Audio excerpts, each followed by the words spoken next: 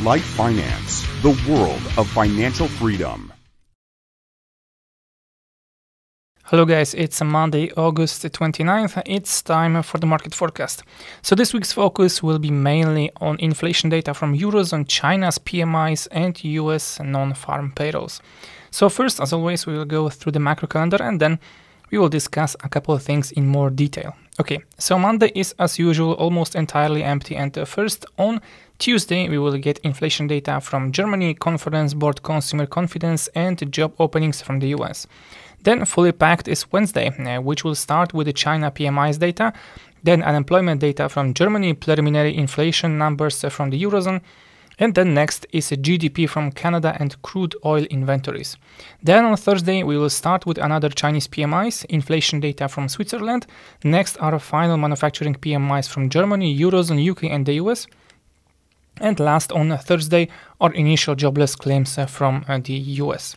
And so finally we go to Friday, which obviously is the first Friday of the month, and we will receive non-farm payrolls. And so, if we go now to Euro-USD currency pair, temporarily we see some relief move to the upside after somewhat better than expected data from the German economy. But most likely the pair is still rather to continue declining.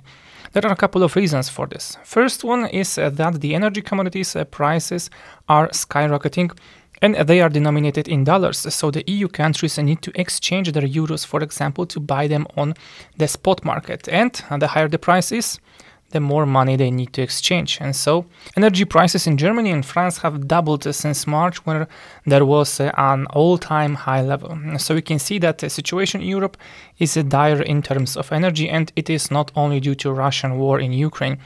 It is mostly due to poor planning, overly dependent on renewables, and lack of diversification in terms of energy mix and energy suppliers.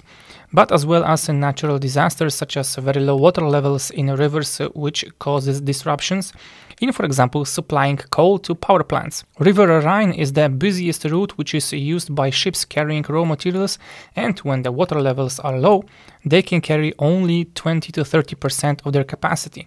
And so less energy they can produce, i.e. less supply means higher prices. On top of that, Jerome Powell on Jackson Hole Symposium assured everybody that they are keeping their hard stance on rates and that they can stay elevated for a longer period.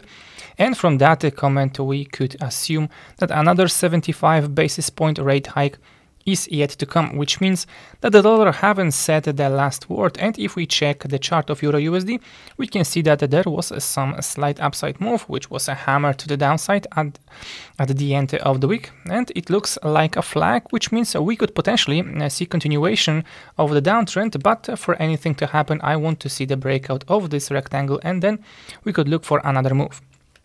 Right now it is too much of a no man's land for me, although we have already signals from Ichimoku and MACD to enter a long trade, and MACD is also showing a divergence, but it is your decision to make. So next, let's take a look at the GBP-JPY. We have an interesting situation here. On H4 timeframe, the price is getting narrower, forming a triangle, but as we know, triangles are bilateral. It can mean either up or downside movement. If you look at indicators, the moving average indicate for us that we are in a downtrend. Therefore, we should look for sell trades. And MACD, along with Ichimoku, gives us some signals for a short trade. But still, I would wait for the breakout and then open position accordingly, because the trading range is very thin and narrow. It may be very deceivable if we would only rely on indicators. So the range between 161 and 162 level is still non-tradable for me at the moment, but I'm patiently waiting for the market to move the price. And okay, and that will be all for this week. Thank you guys for watching, and till next time.